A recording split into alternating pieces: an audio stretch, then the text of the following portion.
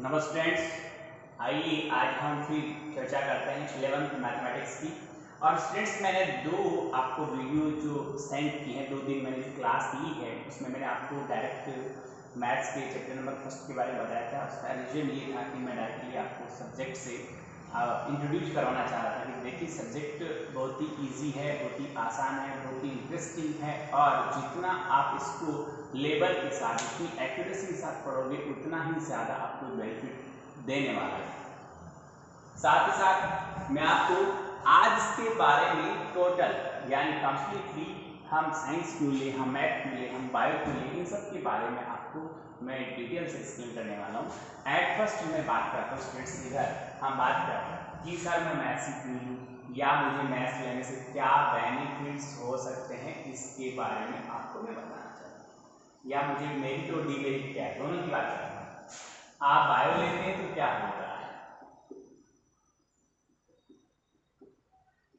देखिए स्टूडेंट्स यहाँ तो स्ट्रीम निकल कर आती है, उनके बारे में बात करें।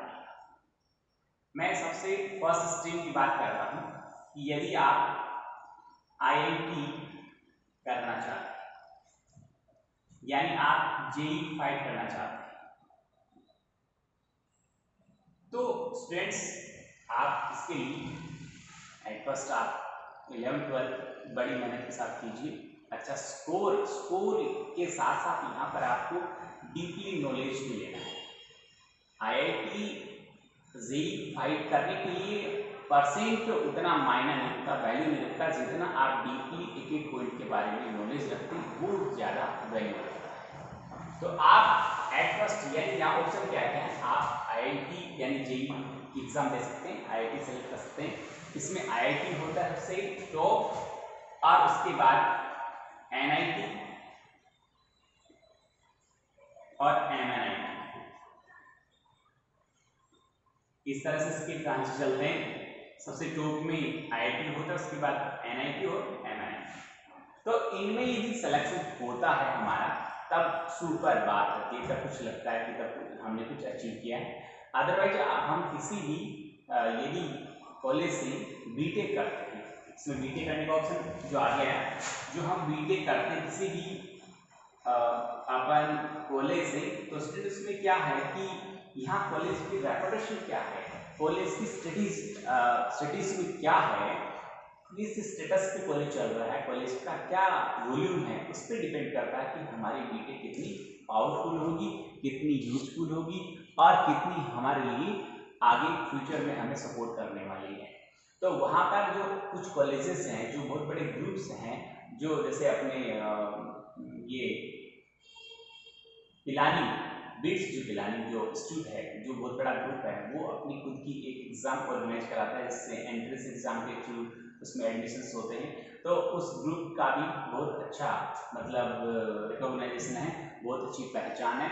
रिकॉग्नाइजेशन कैसा है उस पर डिपेंड करता है कि प्लेसमेंट अपने को मिलेगा या नहीं मिलेगा। तो स्टूडेंट्स वो भी एक अच्छा स्ट्रीम है, बट अपन बहुत ही नॉर्मल कॉलेज से बीटेक करते हैं तो उसका उतना ज़्यादा अपने बेनिफिट नहीं मिलता। और बाकी फिर डिपेंड करता है बच्चे की इंटेलिजेंस, एक्यूरेसी, स्किल उसकी क्या है और उसकी कन्वर्सन स्किल क्या है, स्पोकन स्किल क्या है और वो कितना दूसरे को अपने काम से प्रभावित कर सकता है। ये भी एक व्यक्ति के लिए जॉब पाने का सबसे फर्स्ट जो अपन कहते हैं प्रभाव है, फर्स्ट जो उसका जो इंप्रेशन है वो यही होता है। तो इधर हम बात की, इसके बाद यदि आप इस स्ट्रीम में जाकर आप यदि बाकी सिंपल सर्विस के लिए आप बात करते हैं कि सर हमें तो ऐसा रास्ता दो इसमें सर्विस जल्दी मिले, तो स्टूडेंट्स मैं आपको बताना चाहूँगा कि जो है आफ्टर 12 आप आफ्टर 12 साइंस की चाहे दोनों स्ट्रीम हो, चाहे बायो या मैथ हो, उसमें आफ्टर 12 स्टूडेंट्स आप क्या करें कि अच्छे से आपका मैथमेटिक्स आपके पास है, आपके पास इंग्लिश है, आपके पास हिंदी है और आपके पास में स्किल है। यदि आपके पास में स्किल है दैट मीन्स स्टूडेंट्स आपके पास कॉमन सेंस है, यानी आप जीके को जल्दी अच्छी तरह से लर्न कर सकते हैं। यदि ये आपके पास पावर है, ये आपके स्टेमिना या आपके पास पोटेंशियल है इस चीज़ का, दैट मीन्स आप आफ्टर 12th जो अपने पास में बैंकिंग है, जो बैंकिंग सेक्टर है बहुत बड़ा सेक्टर है जहाँ पर बहुत ही ज़्यादा अपॉर्चुनिटीज है आपको, यानी यहाँ आफ्टर 12th आप जो पा सकते हैं इसमें बैंकिंग सेक्टर में। तो यहाँ पर आफ्टर 12th आप जो भी पाते हैं तो उसमें आगे ग्रोथ बहुत ज़्यादा है, यानी यहाँ पर उसके बाद आप स्टडी जारी रख सकते हैं। स्टडी जारी रखते हैं तो आगे धीरे धीरे आपको क्या है कि प्रमोशंस मिलते रहते हैं। आप इसके डिपार्टमेंटल जो एग्जाम्स होते हैं, जो बैंकिंग के डिपार्टमेंट के एग्जाम्स होते हैं वो देते हैं तो आपका बहुत जल्दी प्रमोशन होता है बहुत अच्छी पोस्ट पर, जहाँ पर बहुत मतलब हाई पेमेंट होता है। यहाँ पर उनका जो पे स्केल होता है बहुत ही ज़्यादा अप लेवल का होता है, उच्च लेवल का होता है। तो आप वहाँ तक पहुँच सकते हैं, बहुत ही शॉर्ट टाइम में आप अपनी ग्रोथ कर सकते हैं। पर यहाँ से आप अपनी जर्नी स्टार्ट कर सकते हैं। आफ्टर 12 आप इस जॉब को अचीव कर सकते हैं। यहाँ पर 6 से साल भर, 6 महीने से साल भर की आप अच्छी तैयारी करें, यानी आप यहाँ पर क्या करें कि आपको इस सेक्टर में कॉलेज ज्वाइन कर ली और साथ में आपने कोई भी अच्छा सा कोचिंग ज्वाइन कर लिया, घर पे 5, 7, 10 घंटे तक की आपने सिटिंग बना ली और एक न्यूज़ पेपर स्टार्ट कर दिया अच्छा सा, जैसे आप डेली न्यूज़ करंट जीके देख रहे हैं और मंथली या फिर वीकली जो भी करंट जीके की बुक्स आती हैं उनको देख लिया, उनको आप पढ़ रहे हैं और आप बाकी मटेरियल रीजनिंग वगैरह है, मैथ्स वगैरह है, स्किल अपनी डेवलप कर लेते हैं तो 6 महीने से 12 महीने में आप आराम से अच्छे से अच्छा जॉब पकड़ सकते हैं। पर हम तो उन लोगों में से हैं, हमारी आदत यहाँ पर ये बनी रहती है कि कोई आए घर आकर हमें कहे कि लीजिए साहब ये आपके लिए नौकरी है, इसको गले में पहनिए और नौकरी करिए। तो ये जो हमारी जो सोच है ना इसको हमें बदलना पड़ेगा, यानी हमें एक अलग प्लेटफॉर्म तैयार करना पड़ेगा जिस प्लेटफॉर्म पर खड़े होकर हम लोगों को दिखें और वो प्लेटफॉर्म ही हमें क्या दिलाए, जॉब दिलाए। तो स्टूडेंट्स आप ऐसा कर सकते हैं, इस स्किल में भी आगे जा सकते हैं, इसमें बहुत अच्छी ग्रोथ है। इसके बाद नहीं सर हम तो क्या करें कि हमें जल्दी जॉब नहीं चाहिए, हम मतलब IIT JEE में भी नहीं जाना चाहते, तो हम जाना चाहते हैं कॉलेज एजुकेशन में। तो मैं आपको बताना चाहूँगा स्टूडेंट कि कॉलेज एजुकेशन में भी बहुत अच्छी ग्रोथ है कि आप पहले BSc करें। BSc में बैचलर ऑफ साइंस इसका नाम है, बैचलर ऑफ साइंस। साइंस से जो व्यक्ति चाहे मैथ से करो चाहे बायो से करो, बैचलर ऑफ साइंस यानी उसे BSc कराता है। उसके बाद आप आराम से अच्छा स्किल बनाओ और अच्छे परसेंट के साथ MSc कीजिए, अच्छे नॉलेज परसेंट प्लस नॉलेज,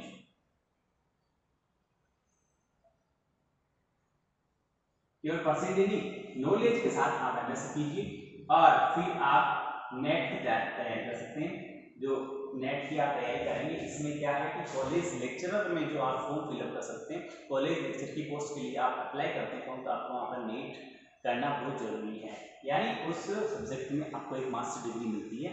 ये साइंस की मास्टर जो भी मास्टर ऑफ साइंस है उसमें भी नेट आपको करना पड़ेगा। आगे देखिए स्टूडेंट्स हम क्या करें नेट करने के बाद कि हमारा आगे हम इसमें कॉलेज प्रोफेसर जो है अपना उस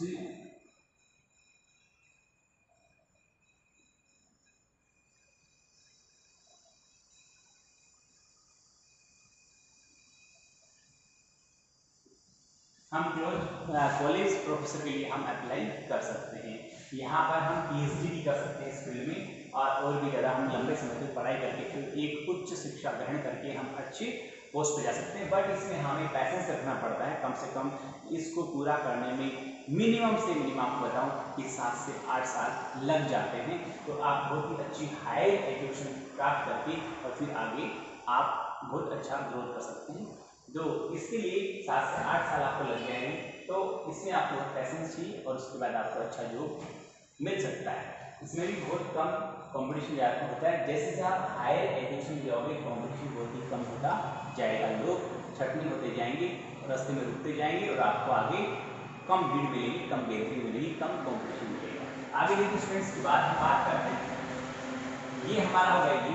तो इसके बाद आप चाहते हो कि नहीं सर हम और कुछ करना चाहते हैं, तो आप यदि जैसे डिफेंस वगैरह में आप जाना चाहो तो यहाँ पर NDA की आप एग्जाम दे सकते हैं, एंट्रेंस एग्जाम होती है NDA प्लस डिफेंस में जितने भी अपने हाई अथॉरिटी के जितने भी ऑफिसर्स होते हैं उनकी आप एग्जाम दे सकते हैं। और इसके अलावा आप इसमें और एयरफोर्स है, नेवी है,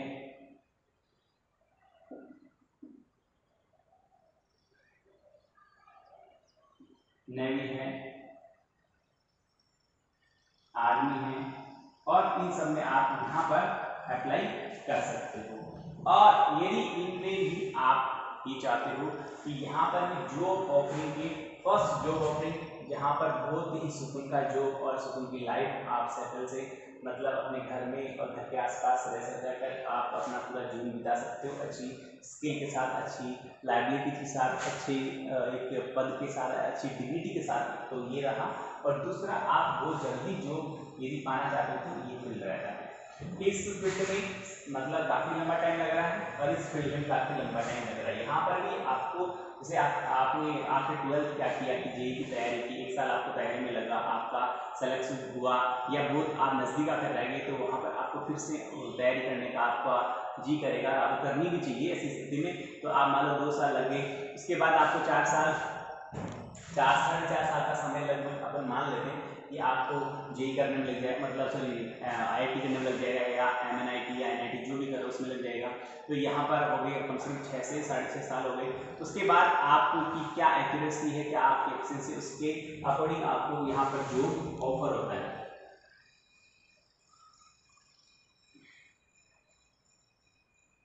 ठीक है। और यहाँ पर आपको जैसे मालूम ना 12th करते हैं, आपने 12th के साथ साथ ही तैयारी स्टार्ट कर दी, तो बहुत ज़्यादा टफ एग्जाम नहीं होता, इसमें आप क्या करते हैं बहुत जल्दी उसमें फाइट कर सकते हैं एग्जाम को और डायरेक्ट वहाँ पर जॉब ऑफर होता है, डायरेक्ट जॉब ऑफर होता है। यहाँ पर कोई लंबा प्रोसेस नहीं होता। यानी आप 12th के बाद यदि 1 साल भी 1 ईयर यानी 12 मंथ भी ढंग से अपने आप को दे देते हैं, डिवोट करते हैं अपने लिए और अच्छा लेवल करते हैं, तो आपको इसमें जरूरी नहीं कि सब बच्चे इसी में जाएं।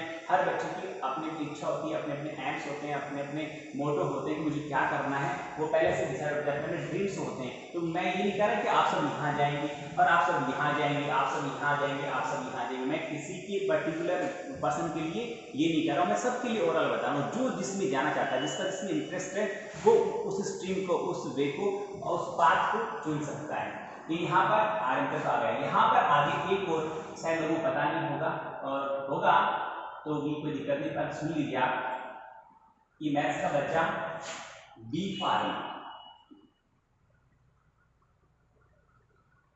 और डी फार्मा ये 2 डिप्लोमा होते हैं। बी फार्मा और डी फार्मा ये 2 तरह के डिप्लोमा होते हैं। इसमें क्या कर सकते हैं, इस बी फार्मा और डी फार्मा में व्यक्ति अपना खुद का मेडिकल शॉप खोल सकता है। ठीक है। और कहीं भी, क्योंकि ये सेक्टर ऐसा सेक्टर है जिसमें कभी भी क्या नहीं आनी है, कमी नहीं आनी है, सेक्टर में जॉब्स की कभी भी कमी नहीं आनी है। यहाँ पर एक बार्गेनिंग बहुत कम है और यहाँ पर हर व्यक्ति की ढंग से अपनी मतलब मेहनत करे और ढंग से अपना स्टेटस बना के चले, तो व्यक्ति आराम से अपने जीवन में अपनी तरक्की कर सकता है, अपना जीवन यापन ही नहीं करे, एक अच्छे स्तर का जीवन यापन कर सकता है, एक बहुत ही रेस्पेक्ट के साथ अपनी लाइफ को जी सकता है। तो स्टूडेंट्स ये देखो, ये इतने मैंने ऑप्शन बताए। फर्स्ट देखिए बहुत सारे ऑप्शन हो गए। ये हो गया फर्स्ट, ये सेकंड, ये थर्ड, ये फोर्थ और ये। ओके, तो आप इस तरह से आप मैथ्स लेकर अपनी लाइफ को संवार सकते हैं, अपना फ्यूचर बना सकते हैं और अपने आप को एक्सपोज कर सकते हैं, अपनी पावर, अपनी पोटेंशियल को आप लोगों के सामने दिखा सकते हैं और अपने आप को प्रूव कर सकते हैं। तो देख लीजिए मैंने क्या क्या बातें बताई है, इसको ढंग से और इन पर आप विचार कीजिए। इसके बाद मैं आपको ले चलता हूँ, यदि आपने बायोलॉजी लिया है तो आप क्या कर सकते हैं। अब सुनिए मैं आपको बताऊँ, यदि बायोलॉजी लिया है तो आप ये तो कर ही सकते हैं, ये पॉइंट है, कर ही सकते हैं, ये पॉइंट बिल्कुल हट जाएगा। यहाँ पर बायोलॉजी लिया है तो आप यहाँ पर जा सकते हैं, जो आर्मी है इसमें आप जा सकते हैं। बाकी जो एनडी डिफेंस का जो अपर पोस्ट होती है वहाँ मैथ्स वाला बच्चा ही एक और करता है। आर्मी एक बस्ता, देखो मैं आपको बता रहा हूँ फिर से, बायोलॉजी वाला बच्चा आर्मी में आराम से नहीं, आर्मी में तो हर जो स्ट्रीम का बच्चा वो अप्लाई कर सकता है, जा सकता है, कोई दिक्कत की बात नहीं। बट बायो का बच्चा तो यहाँ पर आर्मी में बायो के 2 ऑप्शन होते हैं। मैं अलग से आपको एक्सप्लेन करता हूँ सारे फर्स्ट एक बार फिर से।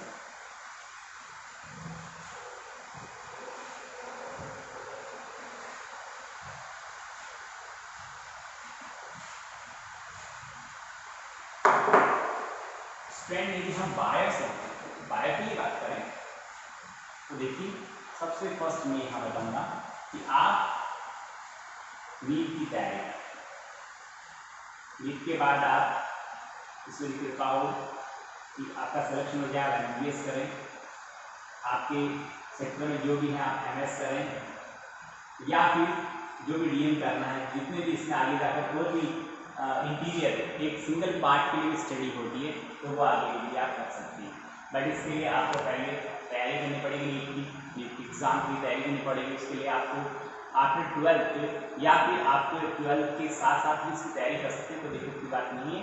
बट अभी जो क्वेश्चन चल रहे हैं उसके अकॉर्डिंग अपन देखें कि हाँ, अभी कोई भी स्टूडेंट है वो फिजिकली ट्यूट नहीं कर रहा, फिजिकली नहीं पढ़ा रहा, तो ऑनलाइन पढ़ाकर एक इतने डीपली, इतने हाई लेवल के सिलेबस की तैयारी करना इतना आसान नहीं है, इतना मतलब ईजी नहीं है। अपन सोचो इतना, तो हमें सबसे पहले 11th-12th की बहुत बड़े से तैयारी करनी चाहिए और बेसिक नॉलेज बहुत अच्छी तरह सीखना चाहिए। हमें परसेंट की और न भागकर हमें एक पॉइंट को अच्छी तरह देख कर और उन पॉइंट का बहुत डीपली नॉलेज लेना चाहिए। उसके बाद जस्ट आफ्टर 12th आप क्या करें कि नीट की आप तैयारी करें। आफ्टर 12th की बात चल रही है, आप नीट की तैयारी करें और उसमें अच्छी मेहनत करें और यहाँ पर आप नीट को क्रैक करोगे तो आपको यहाँ पर MBBS कॉलेज अलॉट हो सकती है। यदि कोई किसी परसेंट कम है और तो उसको अपन आगे बात करें तो BDS जो डेंटिस्ट करते हैं उसको बोलते हैं BDS।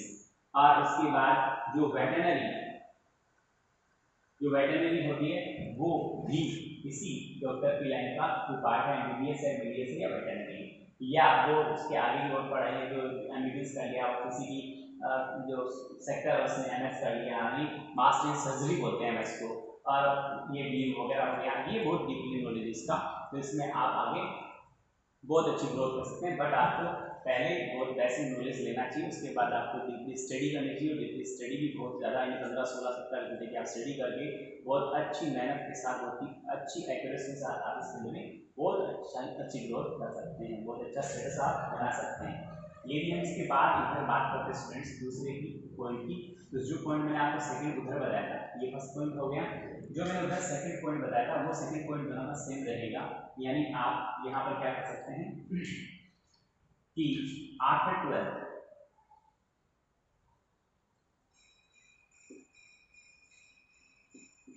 आप इन सब सेक्टर की तैयारी कर सकते हो। बैंकिंग सेक्टर है, जैसे अपने पास SSC वगैरह की तैयारी यहाँ से स्टार्ट कर सकते हो। आप SSC की तैयारी आफ्टर 12th स्टार्ट करें तो 2-3 साल तक आप तैयारी करते हो तो बहुत अच्छी आपकी तैयारी करते तो आप बहुत अच्छा स्कोर कर सकते हो, बहुत अच्छी पोस्ट पे आपको जॉब मिल सकती है। ये नहीं कि आपको 12th करते ही जॉब मिल रहा है, पर यहाँ पर आफ्टर ग्रेजुएशन इसको मैं चलो दूसरे पार्ट में यहाँ पर बैंकिंग वगैरह सेक्टर में यदि आप तैयारी करो, जैसे मान लो गवर्नमेंट के LDC वगैरह की जो पोस्ट निकलती हैं उनमें भी आप अप्लाई कर सकते हो आफ्टर 12th यहाँ पर। और इन सब में आप अप्लाई करो तो आपको जल्दी जॉब ऑफर हो सकता है और जॉब के साथ साथ आप आगे पढ़ाई भी जारी रख सकते हैं और अपने जॉब की जो इंटरनल जो डिपार्टमेंटल इसकी एग्जाम्स होती है उन एग्जाम को आप क्रैक करके उस डिपार्टमेंट में आगे और अच्छी ग्रोथ कर सकते हैं।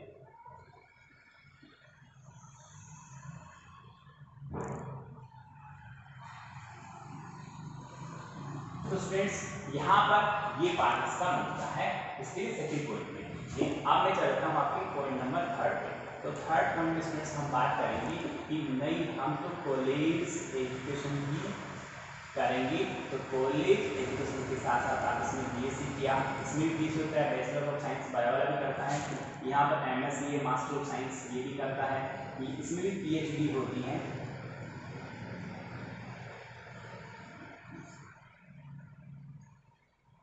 ठीक है, और ये भी डॉक्टरी की उपाधि इसमें होती है और प्लस यहाँ पर आप जाकर यहाँ पर नीट वगैरह यहाँ पर भी कर सकते हैं आप। और स्टूडेंट्स आप इसमें आगे बहुत हायर एजुकेशन आपको बहुत अच्छी पोस्ट पर आप जो प्राप्त कर सकते हैं, बहुत ही अच्छा इसमें चांस होता है, ऐसी बात नहीं कि चांस नहीं है। जैसे जैसे आप हायर एजुकेशन में जाते हैं वैसे वैसे नौकरी के चांस और कंपटीशन कम हो जाता है, नौकरी के चांस बढ़ जाते हैं, कंपटीशन कम हो जाता है, ऐसा आपको मिलेगा।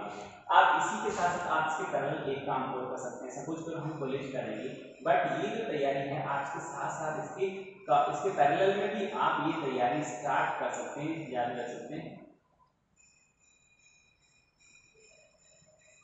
ठीक है। इसके पैरेलल में ये सब तैयारी आप करते रहें। और कुछ का मान लो जैसे सिविल सर्विसेज में किसी का इंटरेस्ट हो तो सिविल सर्विसेज की भी तैयारी वो यहीं से स्टार्ट कर सकता है। कैसे करेगा कि जब कॉलेज की ज्वाइन कर लिया बीएससी के लिए, ये 3 साल का 3 ईयर का डिग्री होता है, ये 2 ईयर का डिग्री होता है।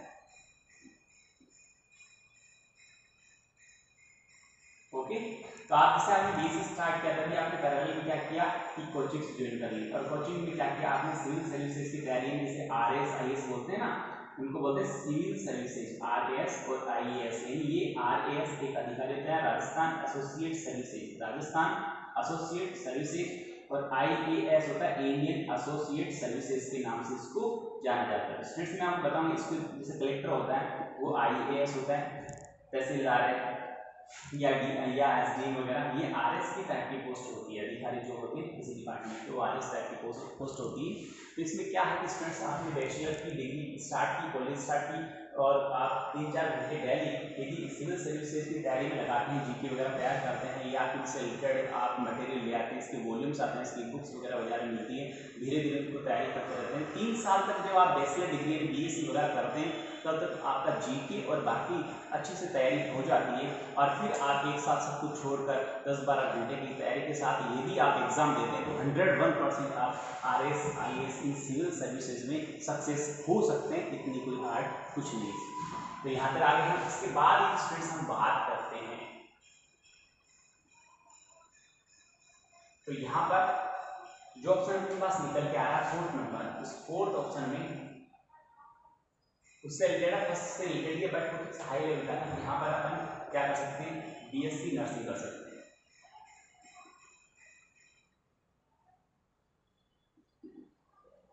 जिसे अपन अपनी भाषा में कंपाउंडर बोलते हैं। ठीक है, ये हम कर सकते हैं यहाँ पर, इसमें काफ़ी अच्छी जॉब के चांस है, और ये 4 साल का मतलब जो डिप्लोमा होता है इसमें बीएससी साथ होती है, साथ में नर्सिंग भी होती है। और सिंपल यहाँ पर एएनएम भी as a nursing BSc nursing से एक थोड़ा सा बिलो लेवल का सेकेंड स्टेज का एक डिप्लोमा होता है, जिसमें एज ए नर्स का काम भी वहाँ पर होता है, पर उनकी दोनों की अलग अलग जो कैटेगरी होती है, अलग अलग उनकी जो मतलब ये बोलते हैं पोस्ट होती है। और उसके बाद इनके अलावा आप यहाँ पर बी फार्मा और डी फार्मा ये आप कर सकते हैं, जिसमें आपको यानी खुद का मेडिकल शॉप खोलने का लाइसेंस आपको प्राप्त होता है। वहाँ पर आप दवा वगैरह बेच भी सकते हैं और अपना खुद का शॉप कर सकते हैं। ये सारे इस तरह से मैंने आपको बताया। इसमें और भी अपन यदि साइड में देखें तो और भी बहुत सारे अपने पास एग्जाम्स देने के ऑफर आते हैं, दोनों मतलब फैकल्टी में रहेंगे, दोनों स्ट्रीम में रहेंगे, कोई दिक्कत की बात नहीं। पर इसमें इतने सारे ऑप्शन है, इनमें से आप किसी को भी चूज करें। तो एम आपको बनाना है कि मुझे ये करना है, उस एम को आप लेकर साथ चलें और सब कुछ छोड़कर ये सोचो कि मैं और मेरी पढ़ाई के अलावा संसार में कुछ भी नहीं है। यदि ऐसा आप सोच लेते हो तो 101% आपके लिए बहुत अच्छी ग्रोथ होगी। स्टूडेंट्स, ये आज मैंने आपको आपके फ्यूचर के लिए सबसे इंपॉर्टेंट, मेरे चैप्टर से भी ज़्यादा इंपॉर्टेंट ये थी, ये चीज़ें मैंने आपको बताई। इसके अलावा जैसे मान लो आप बात करते हो कि इस स्ट्रीम की बात करें, हम आरएस सिविल सर्विसेज की बात करें, तो यहाँ सिविल सर्विसेज में आप किसी भी स्ट्रीम में जाओ, यानी आप यदि आर्ट्स में गए या फिर कॉमर्स में गए, तो आप ये सिविल सर्विसेज की तैयारी आप आराम से कर सकते हो, कोई दिक्कत नहीं। किसी भी मान लो आप बैंकिंग कर रहे हो तो भी कर सकते हो, आप यदि एसएससी कर रहे हो तो भी कर सकते हो, डाक या पोस्ट ऑफिस में पोस्टें होती हैं उनके लिए कर रहे हो तो भी कर सकते हो, आप एलडीसी वगैरह यूडीसी वगैरह कर रहे हो तो उसकी भी कर सकते हो, आरएस आईएएस उसकी भी आप कर सकते हो, कोई दिक्कत नहीं, दोनों में फटल नहीं है। पर ये जो बाकी जैसे मैंने आपको बताया सिंपल नॉर्मल, इसमें आपको यदि बात कर रहे हैं हम कि 4th पॉइंट की बात हम बात करते हैं यहाँ पर कि जो अपन डिफेंस की बात करें तो डिफेंस स्टूडेंट्स क्या होता है कि यहाँ पर बायो वाला जो बंदा है वो अपने पास में इसमें आर्मी में भी नर्सिंग की पोस्ट होती है, उस पोस्ट पे अच्छा मतलब 102 काम होता है और एक अच्छी देश की सेवा करने का यहाँ पर मौका मिलता है। तो इस पोस्ट पे भी अप्लाई कर सकता है बायो वाला, एक्स वाला नहीं कर सकता। तो 8 12 होता है, ये दोनों 8 12 होते हैं, दोनों ही 8-12 के कोर्सेज हैं। और यहाँ पर अच्छी तरह से आपको यदि आप 6 महीने ढंग से मेहनत करते हो 6 महीने आपको 101% सेलेक्ट हो रहा है। ये दोनों ऐसी मतलब आपके जॉब के ऊपर है जिसमें 6 महीने आप ढंग से तैयारी करो तो आप आराम से उसमें सेलेक्ट हो सकते हो। किसी का एम हो, मैं नहीं कह रहा सबको जाना चाहिए, सबके लिए होता है, या गर्ल्स के लिए भी हो, सबके लिए। और गर्ल्स और बॉयज कोई दिक्कत नहीं, जिसका जज्बा होना चाहिए, उसकी इच्छा या एम या मोटो क्या है उस पर डिपेंड करता है कि वो किस में जाना चाहता है। और ये दोनों काम यहाँ भी हो सकते हैं। प्लस यहाँ पर अपन बात करें, ये मतलब आर्ट्स कॉमर्स, यहाँ पर ये आर्मी वाला हो सकता है आर्ट्स कॉमर्स वाला के लिए, पर नर्सिंग वाला नहीं हो सकता। ये आपको बताऊँ, ये दोनों में है। अब जिस मान लो कोई बंदा क्या लेता है कि मैं आर्ट्स लेता हूँ, आर्ट्स वाला एक सिविल सर्विसेज की तैयारी करे, और लास्ट जो बात है ये सब होने के बाद आर्ट्स वाला बंदा सिविल सर्विसेज में कहीं पर भी किसी भी पोस्ट के लिए तैयारी कर सकता है, कोई बाउंडेशन नहीं है। और उसकी अच्छी पकड़ो अपने रिजल्ट पे तो बहुत अच्छा, बहुत जल्दी वो उसमें सफलता हासिल कर सकता है। बट यदि दूसरे ऑफर में जाता है, यदि उसके बाद केवल सिविल सर्विसेज या अपनी सर्विस या गवर्नमेंट सर्विस के अलावा उसके पास प्राइवेट फील्ड में आर्ट्स वाले के कोई काम नहीं बनता, यदि काम बनता है तो प्राइवेट फील्ड में टीचिंग का बनता है, वहाँ पर थोड़ा सा उसको आर्ट्स वाले को साइंस और कॉमर्स वाले की तुलना में पेमेंट में भी थोड़ा सा मतलब उसको कॉम्प्रोमाइज़ करना पड़ता है, क्योंकि मतलब सब्जेक्ट वॉल्यूम जो बढ़ता है, वॉल्यूम जो अपन देखें आउट ऑफ, तो वो वॉल्यूम ज़्यादा एक हाई फैकल्टी का बनता है, हाई प्रोफाइल या जहाँ पर प्रोफेशनल कोर्सेज होते हैं वहाँ पर क्या होता है कि एक तो वॉल्यूम बनता है, जहाँ वॉल्यूम ज़्यादा बनेगा वहाँ पर बच्चे ज़्यादा आएंगे तो वहाँ इंस्टीट्यूट को इनकम ज़्यादा होगी, इनकम ज़्यादा होगी तो वो अपने खर्चा भी फैकल्टी का अच्छा करेगा, यानी उसको पेमेंट भी अच्छा ऑफर करेगा। आगे में बात करता हूँ स्टूडेंट्स, तो आप देखें जैसे कॉमर्स की बात करें तो कॉमर्स में सबसे अच्छी पोस्ट, शानदार पोस्ट और बहुत डिग्निटी वाली पोस्ट होती है सीए, चार्टेड अकाउंटेंट। उसमें देखो बच्चे को आफ्टर 12 वहाँ पर अपने को एंट्रेंस टेस्ट देना होता है, और फिर उस एंट्रेंस टेस्ट के बाद उसके 4 से 4.5 साल का कोर्स स्टार्ट होता है, उसमें वो सीए करता है, उसमें उसका जो मतलब सेमेस्टर वाइज उसकी एग्जाम्स होती हैं, और लास्ट में फाइनल 2 एग्जाम होती है, 2 पार्ट एग्जाम होती है, दोनों पार्ट एक साथ दे सकता है, अलग अलग दे सकता है, जिसकी जितनी कैपेसिटी है उसके अकॉर्डिंग उनको ऑफर कर सकता है। और उसमें यदि वो सफलता हासिल करता है तो बहुत ही खुशी, बहुत ही गर्व की और बहुत ही महानता की बात है कि वो बहुत ही इंटेलिजेंट और सुपर माइंड यदि बच्चा होगा तो वो उसको हासिल कर पाएगा। रीज़न क्या है कि ऑल इंडिया में 3 से 4% इसका रिजल्ट रहता है, 100 में से 3-4 बच्चे ही उस एग्ज़ाम को क्रैक कर पाते हैं। जो क्रैक करता है वो वास्तव में सुपर होता है, उसका माइंड बहुत सुपर होता है, उसकी अच्छी डिग्निटी है, अच्छी पोस्ट है और अच्छी वो अपने लाइफ में सेटल हो सकता है। उसके बाद सीएस है, सीएस एक सामान्य थोड़ी उससे नीचे लेवल की बात, उससे यदि अपन देखें एज ए पोस्ट और डिग्निटी और एज ए रेपुटेशन में देखें तो रेपुटेशन में सीएस एक बहुत ही नॉर्मल हो जाती है कंपेयर ऑफ सीए। तो वो उसमें भी एज ए एंट्रेंस एग्जाम होता है, वहाँ पर भी मतलब एज ए सी की तरह हम सेमेस्टर चलते हैं, और वहाँ सीएस का भी मतलब उसको बोलते हैं कंपनी सेक्रेटरी का कोर्स होता है सीएस, तो उसमें भी वो अप्लाई कर सकता है। उसके बाद वो सारे सिविल सर्विसेज जितने भी है, बैंकिंग का सेक्टर है या फिर मान लो और सिविल सर्विसेज है, एलडीसी है, यूडीसी है, एसएससी है, सीजीएल है, इन सब की तैयारी वो कर सकता है, कोई दिक्कत की बात नहीं है। यदि सिविल सर्विसेज में यदि वो जाना चाहता है, मेहनत अच्छी करता है, तो वहाँ पर भी उसके जॉब मिलने के बहुत ज़्यादा उससे चांसेस होते हैं। और अकाउंटेंट वगैरह, जूनियर अकाउंट, सीनियर अकाउंट, यानी अकाउंटिंग के काम में केवल और केवल जो कॉमर्स का बंदा है वही अप्लाई कर सकता है, दूसरा बंदा अप्लाई कर सकता है। बट जब हाई लेवल की पोस्ट होती है तो अकाउंट्स वाले को क्या है कि वहाँ पर ज़्यादा मतलब जो ऑफरिंग होती है और ज़्यादा उसको अपॉर्चुनिटी होती है उस फील्ड में अचीवमेंट करने की। बाकी सब लोग उसमें अपना फॉर्म फिलअप कर सकते हैं, उसमें अपना भाग्य आजमा सकते हैं। साइंस कॉमर्स आर्ट्स वाले सब जूनियर अकाउंटेंट की एग्जाम में सब आर्ट्स कॉमर्स साइंस वाले सब उसमें पार्टिसिपेट कर सकते हैं, जरूरी कॉमर्स वाले लिए। केवल सीए और सीएस ऐसे सब्जेक्ट हैं जिसमें वो मतलब कॉमर्स वाला, कॉमर्स एंड बच्चा ही जो जिसने 11th-12th में कॉमर्स लिए वो बच्चा ही उसमें जा सकता है। अब आगे भी मैं बात करूँ स्टूडेंट्स की कि सब फैकल्टी अपने आप में अच्छी होती है, बट वहाँ पर हमें उस स्ट्रीम में पैर रखना चाहिए जिसमें number of option, number of way to achieve the job are मतलब बहुत ज़्यादा हो, जितने ज़्यादा वहाँ पर चांस होंगे, जितने ज़्यादा वहाँ पर जॉब ऑफरिंग के पाथ होंगे, उतने ही आपके पास ऑप्शन ज़्यादा होंगे, उतनी जल्दी आपको जॉब मिलने के चांस होंगे। तो स्टूडेंट्स जो आपकी इच्छा करती है, जो आपका एम कहता है, जो आपको मोटो कहता है, जो आपका परिस्थितियाँ कहती हैं और जो आपका टैलेंट कहता है, वो सब्जेक्ट आप चूज करिए और इस स्ट्रीम में अपना रजिस्ट्रेशन करवाइए और आगे बढ़िए। और पीछे मुड़ के नहीं देखना है कि मैंने जो स्ट्रीम ले ली वो चुन ली, उसमें बहुत ही अच्छी मेहनत के साथ हमें आगे बढ़ना है। बहुत बहुत धन्यवाद, थैंक यू।